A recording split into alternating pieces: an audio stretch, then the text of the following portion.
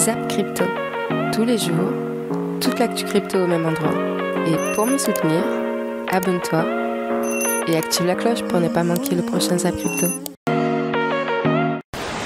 Bonsoir la cryptosphère. Comme d'habitude, on commence avec le Fear and Greed Index, actuellement à 14 dans l'extrême peur, le Social Index toujours bloqué à fond sur Up et le market order flow actuellement en recherche d'achat. Je vous rappelle que les tirages au sort de la semaine auront lieu demain à 22h30 sur Twitch. Vous pouvez encore tenter votre chance pour être tiré au sort en laissant un commentaire sous tous les apps de la semaine du numéro 142 au 146 d'aujourd'hui. Au programme du live, il y aura aussi l'envoi en direct de tous les NFT gagnés la semaine dernière.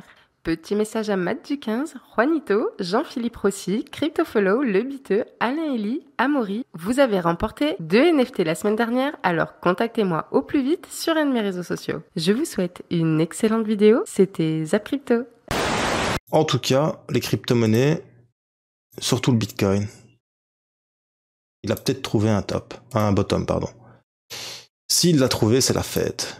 Maintenant, ça va être compliqué parce que c'est les vacances. Donc, qui dit vacances dit, les traders, ils sont à la maison. Ils sont pas à la maison. Ils sont en train de profiter de leur pognon. Ceux qui ont du pognon, en tout cas. Ils sont en train de profiter de leur pognon, ceux qui leur en restent. Ou alors, ils sont tous chez McDonald's en train de te servir ton Big Mac. Et du coup, ça va être compliqué pendant les vacances. Moi, ce que j'espère, c'est que ça fasse exactement comme je vous parle depuis, que ça fasse ceci. Je vous en parle depuis un petit temps, mais qu'on fasse un petit range, tranquillou, voilà, qu'on vienne compresser, qu'on vienne retourner la tendance, qu'on vienne retourner la vapeur, qu'on compresse bien, qu'on vienne faire vraiment un mouvement sinusoïdal, comme ça. Là, je te le fais en plus grand, mais qui viendrait se rétrécir petit à petit, pour repartir vers le haut. Ou pas, parce que c'est ce qu'on pensait aussi après le pump 2017, tu vois, ici tu as eu le pump 2017, pump de cochon entre parenthèses, puis ça a chuté, ça a remonté, ça a chuté, ça a remonté, ça a chuté, ça a remonté, et puis ça a consolidé. Du 9 septembre au 18 novembre. Et on se disait tous, oh, ça va pumper, oh mon dieu. La chute infernale, c'est descendu jusqu'à 3000 et quelques. Mais la chute infernale. T'as peut-être des chances que ça arrive, tu vois, qu'on compresse, alors soit ça pump, ou soit ça dump. C'est soit l'un, soit l'autre. Mais je pense que la meilleure chose qui peut s'arriver pour le Bitcoin, pour le moment, c'est qu'il se consolide, qu'il garde le même prix pendant un bon petit bout de temps, que les gens en aient marre, que les gens s'ennuient, que les gens oublient le Bitcoin. Tout simplement, un manque de volatilité, un manque d'excitation fera que je pense oublier un petit peu le Bitcoin comme on l'a connu en 2019, et après il repartirait sans que personne s'en rende compte, et après tu reverrais tous ces youtubeurs qui disent tout de moon sur le... Une fois que tu commences à voir tout de moon, nani, nana, machin, bazar, tu sais bien, tu vends. Voilà, tout simplement. Quand on regarde la chart en monthly, on peut aller chercher plus bas. Là, je suis passé en trimestre.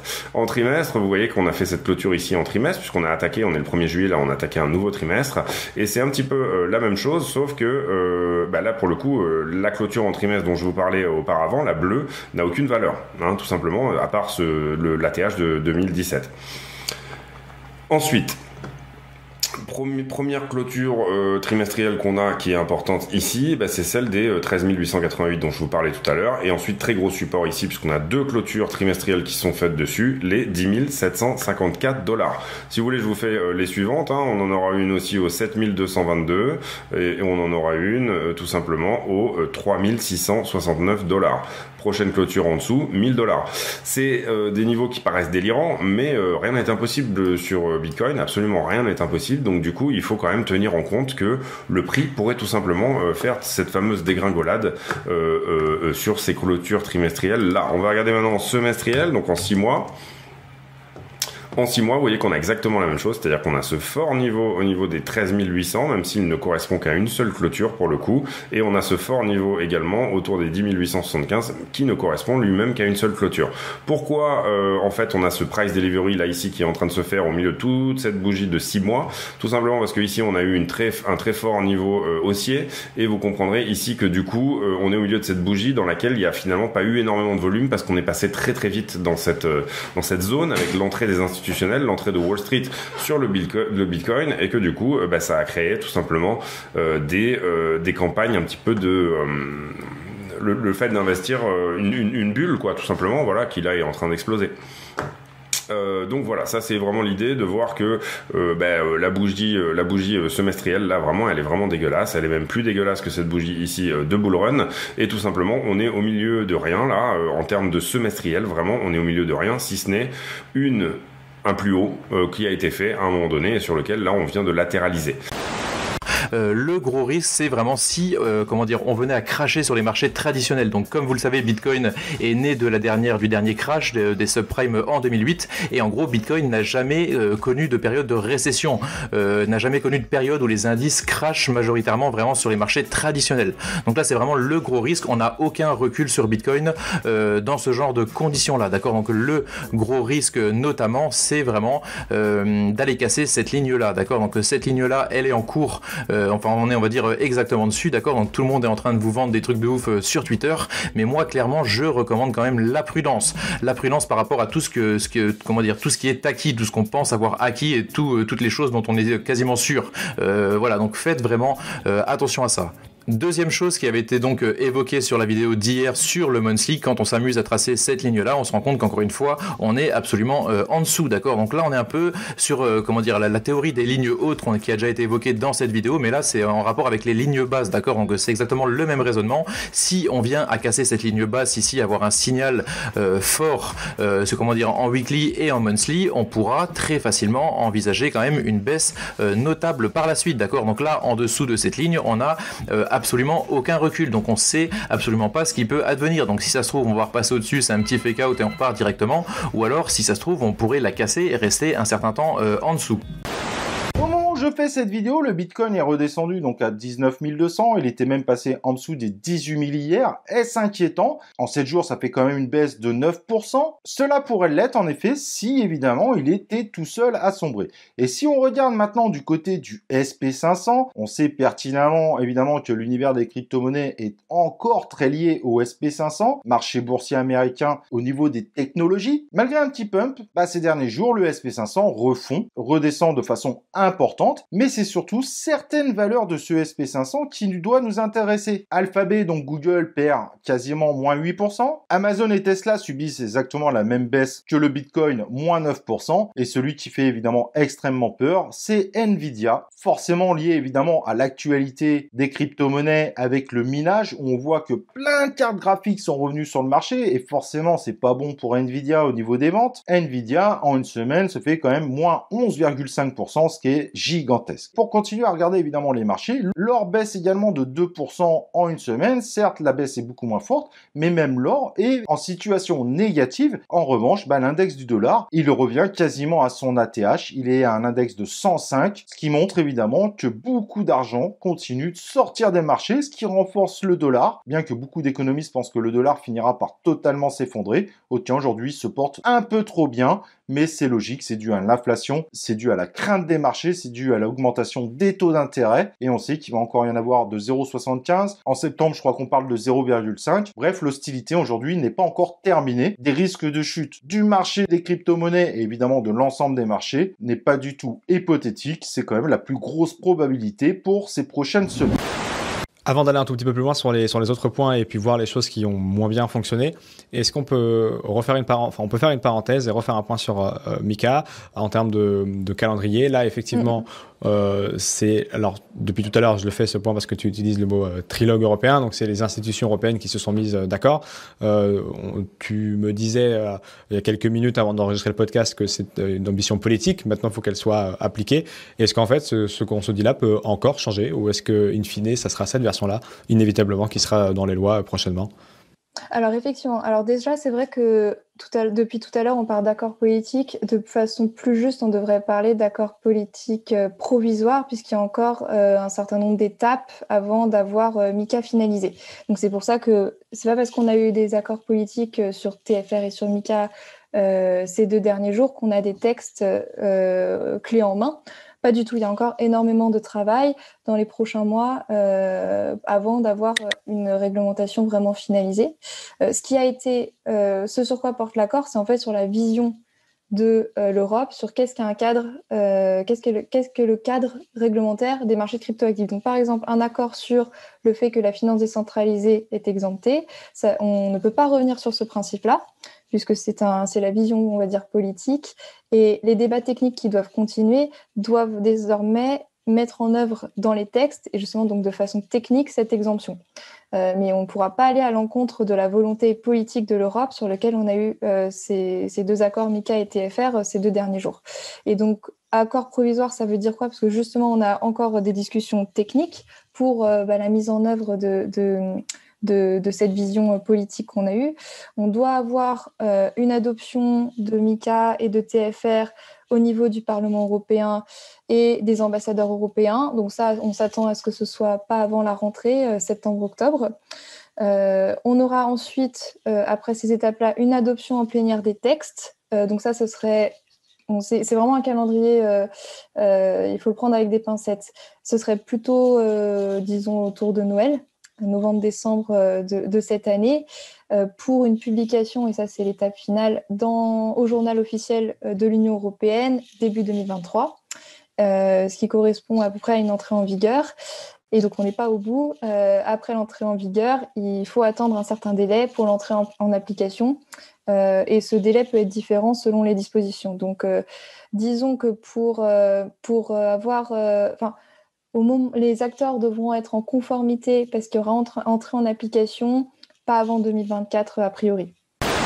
Donc l'Union européenne annonce que toutes les transactions crypto devront être traçables totalement et totalement identifiées. Ce qui veut dire que en gros, quand vous allez envoyer des crypto-monnaies vers un wallet extérieur, vers un wallet privé, ou que les exchanges par exemple vont recevoir une transaction d'un wallet privé, actuellement par exemple vous pouvez avoir un MetaMask, envoyer de MetaMask jusqu'à Binance par exemple, et vous n'étiez pas obligé, Binance n'était pas obligé de vous demander d'où provenaient ces fonds. Et bien maintenant ils seront dans l'obligation de faire passer un KYC à la personne donc, qui appartient en fait ce wallet privé pour pouvoir valider la réception des fonds. Clairement, tout ça ne va pas aider les entreprises crypto à venir s'installer en Europe, à venir développer des projets crypto en Europe, puisque ça va leur rajouter une énorme charge de travail en plus. Donc c'est un petit peu malheureux. Est-ce que c'est la bonne solution pour l'Europe pour adopter une nouvelle technologie? Personnellement, je ne pense pas du tout. Et je sais que dans la sphère crypto, on est beaucoup à penser comme ça. C'est dommage. J'espère qu'ils vont réagir.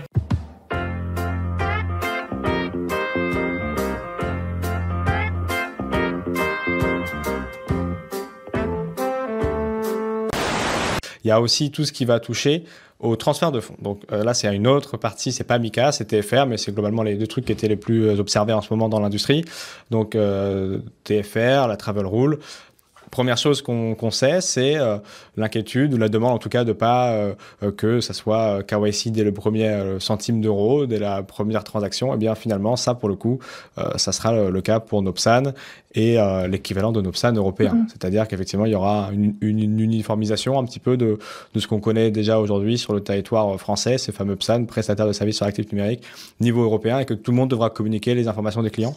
Alors, justement, TFR et la Travel Rule, c'est pas tout à fait le KYC. C'est un peu différent. Effectivement, en France, on est très familier au niveau des PSAN de l'identification et des vigilances sur la clientèle.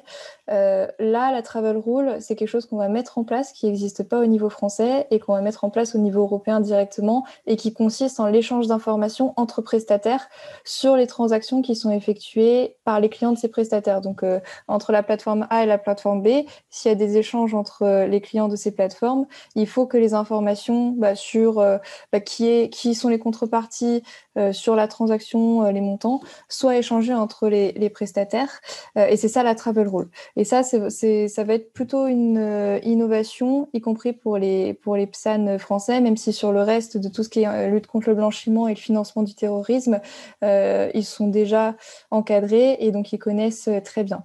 Il y a plusieurs sujets effectivement sur la Travel Rule et tu parlais à l'instant du seuil, c'est qu'effectivement sur ces échanges d'informations, elles seront demandées au PSAN, quel que soit le montant de la transaction.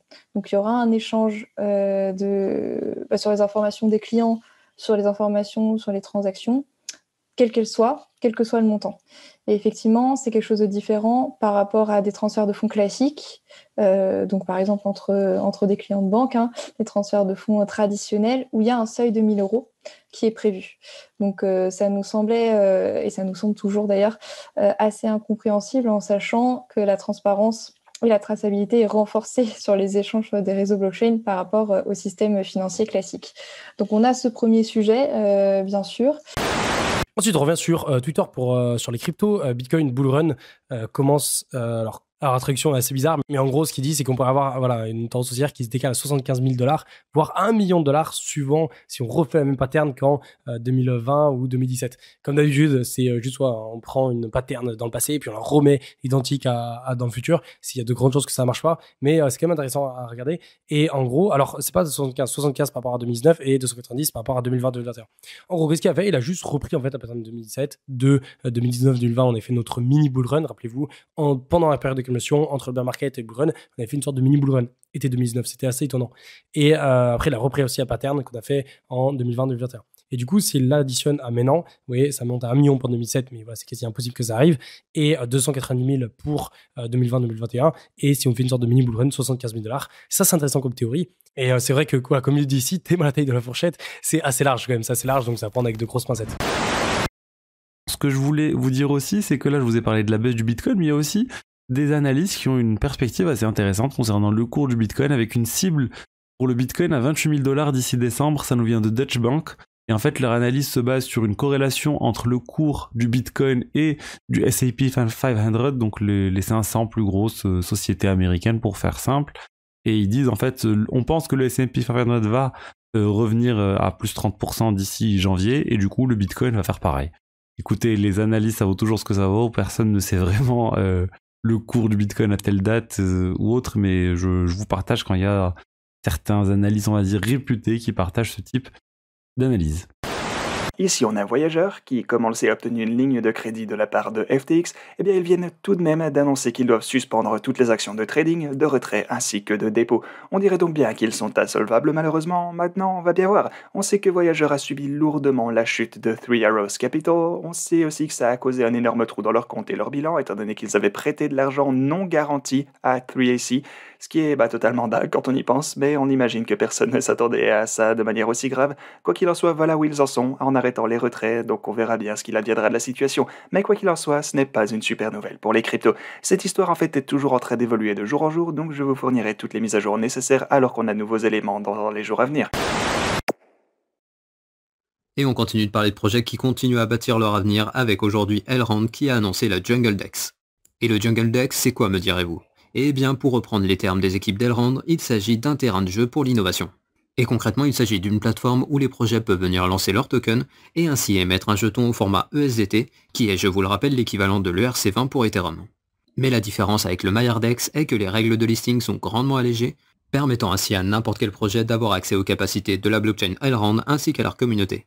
Et l'avantage de cette plateforme est qu'elle permettra à n'importe quel projet, même de petite taille, de pouvoir profiter des performances et de la sécurité de la blockchain d'Elrond, ce qui devrait permettre d'attirer un grand nombre de projets, et par la sélection naturelle, il devrait en sortir des projets à haut potentiel.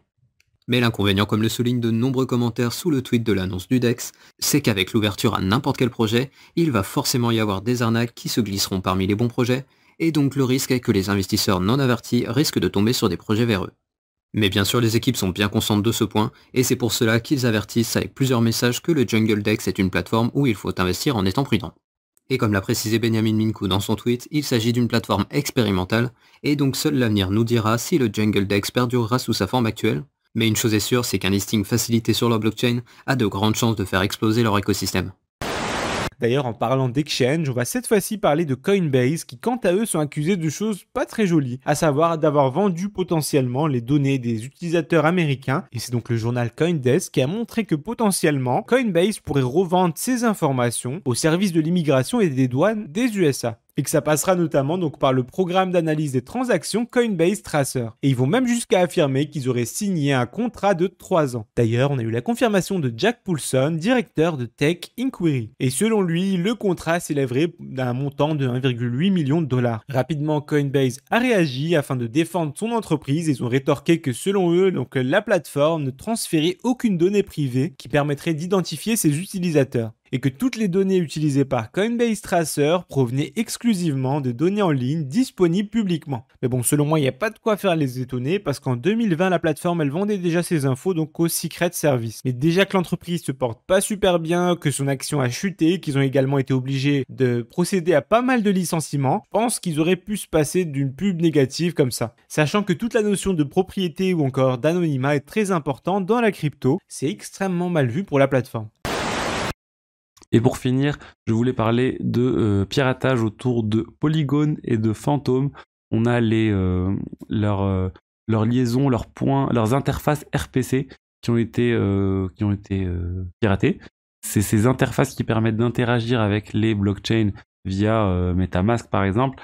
C'est polygon-rpc.com et rpc.ftm.tools ont été compromis. C'est encore une fois via une compromission des DNS, donc c'est les noms de domaine globalement qui ont été compromis par un attaquant qui a réussi en fait à passer par l'hébergeur pour ensuite rediriger les noms de domaine vers un site malveillant. Finalement ça a été corrigé, c'est pas la faute de Polygon ou de Phantom, on est plus sur un tiers qui gérait ces interfaces, c'est encore ANKR, je sais pas comment ça se prononce d'ailleurs, et finalement là c'est fini, mais a priori, il n'y a pas d'indication sur de la perte d'argent autour de ce piratage d'après Polygon. Donc tant mieux, et n'hésitez pas à vérifier tout ça, que sur Phantom ou Polygon, vous n'avez pas perdu d'argent dernièrement. Elrond est l'un des projets les plus prometteurs dans le monde des crypto-monnaies et probablement l'un de ceux dont vous avez entendu le plus parler au sein de la communauté française. Mais qu'est-ce que ce projet a de spécial ? Pourquoi fait-il partie des plus grosses valorisations crypto ? Mais surtout, est-ce le bon moment pour investir et à quoi doit-on s'attendre dans le futur ? Ensuite, le rappeur Jul qui a lancé sa collection NFT à l'occasion de son nouveau album. Attention, je vais vous passer cette news pour dire de faire attention parce que j'ai déjà eu une petite expérience par rapport à ça. Rappelez-vous quand c'était Booba, il me semble, c'était Booba qui a lancé son premier album en NFT. Ça devait être il y a un an, un truc comme ça. Ça devait être il y a un an, je pense à peu près, ouais. Ça devait être il y a un an. Il y a environ un an, je vous en avais parlé aussi en vidéo. Il y avait du coup Booba qui a lancé son dernier album. Il était en NFT et c'était le premier album français, il me semble, qui était en NFT. Et du coup, moi, je m'étais dit, ouais, ça peut avoir le coup. Ok, il y a peu de chances que ça marche bien dans le futur, mais au cas où, je vais quand même en prendre. Du coup, j'avais pris deux exemplaires des 6, il me semble, NFT. Ça 50 € le NFT, un truc dans ce style, je sais plus exactement, mais il me semble qu'au total, j'ai mis 600 ou 700 € dans ces NFT. Et du coup, au final, aujourd'hui, ça vaut plus rien. Ça vaut un truc comme 80 ou 90 $, les 500 $ de NFT que j'ai acheté, 600 $. Donc, ça n'a pas très bien marché. Et là, du coup, je sais pas du tout si ça a marché pour Jul ou pas. On verra, mais moi, personnellement, j'ai regardé ça de loin, mais sans rentrer dessus. On passe à la deuxième news du jour concernant les NFT Bored Ape. En fait, il y a une grosse nouveauté pour les NFT, c'est tout simplement un marché qui permet de louer la licence de ces NFT. Et en fait, ça va permettre donc aux personnes qui détiennent des NFT qui ont une certaine valeur, notamment les Bored Ape, de louer la propriété de leur NFT à des marques. Et c'est donc l'accélérateur de blockchain Mousepelt Labs qui a lancé la marketplace qui s'appelle donc Bored Jobs. Donc si jamais il y en a parmi vous qui détiennent des blue chips, à savoir donc des NFT avec une grosse valeur et qui font en fait partie d'une collection emblématique, ça peut être intéressant pour vous justement de louer vos NFT à un certain rendement, et ça dans le but toujours de garder son NFT à long terme. Ensuite, on passe sur peut-être le youtubeur le plus connu au niveau français sur Stephen, qui parle de la grosse news qui est tombée du coup donc hier dans la journée, et ça concernait le fameux mystère en fait entre Bored Ape et Stephen. Stephen a communiqué du coup l'information. L'information c'est quoi ? C'est que tous les possesseurs de Bored Ape en fait auront une basket gratuite pour le 3e royaume. Donc du coup, en fait, les gens ne sont pas contents. La commu Stephen n'est pas contente, et c'est un peu ce que dit là du coup Gumi, qui disent voilà, au lieu de récompenser les joueurs fidèles, ils vont donner de l'argent à des gens déjà riches.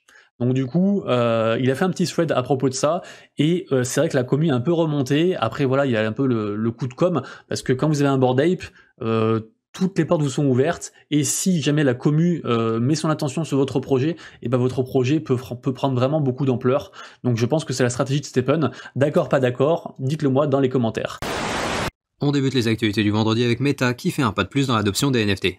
À savoir que dans le groupe Meta, on avait Instagram qui avait déjà annoncé une intégration future des NFT qui permettra aux utilisateurs de partager leurs œuvres numériques au format NFT via les blockchains Ethereum et Polygon dans un premier temps. Et aujourd'hui, c'est au tour de Facebook d'officialiser leur entrée dans le secteur des NFT en proposant prochainement aux utilisateurs de pouvoir également partager leurs NFT sur leur fil d'actualité ou encore de s'en servir comme des photos de profil en connectant leur wallet. Et la société a également annoncé qu'à l'avenir, il devrait y avoir une interopérabilité entre les plateformes pour les publications de contenu NFT, et donc il y a de fortes chances que Facebook utilise les mêmes blockchains que Instagram. Et dans le même temps, la société Meta a annoncé que les équipes de Messenger et WhatsApp étaient également en train de travailler sur l'intégration des NFT. Et je précise que pour le moment sur Facebook, la fonctionnalité est disponible pour certains utilisateurs sélectionnés aux États-Unis, et à l'heure actuelle, il n'y a aucune date de lancement officielle pour cette nouvelle fonctionnalité. On passe ensuite à Blankos Party. Blankos Party, qu'est-ce qui se passe? Je vous avais déjà fait une petite news dessus dans la vidéo, je crois, d'avant-hier, je crois. Qu'il arrivait sur l'Epic Store, mais en fait là c'est juste que Blankos, en fait la communauté est en train de multiplier les tournois, et il y avait encore un tournoi de 100€ hier à gagner, un tournoi de 500$ il y a 4 jours à gagner, enfin ils font plein de tournois. Donc si vous êtes un peu chaud sur Blankos Party les gars, un jeu un peu de baston, un peu comme ça, je sais pas si on peut voir vite fait le petite image peut-être très rapidos. Voilà, c'est un peu comme ça. Si vous êtes fan de ce genre de jeu là en fait, allez-y, parce qu'il y a de l'argent à se faire et qu'en plus le jeu est fun. Alors, ce zap t'a plu? Dis-moi en commentaire quelle est l'actu qui t'a le plus intéressé. Et si tu as manqué les actus d'hier, retrouve juste ici le zap crypto de la veille.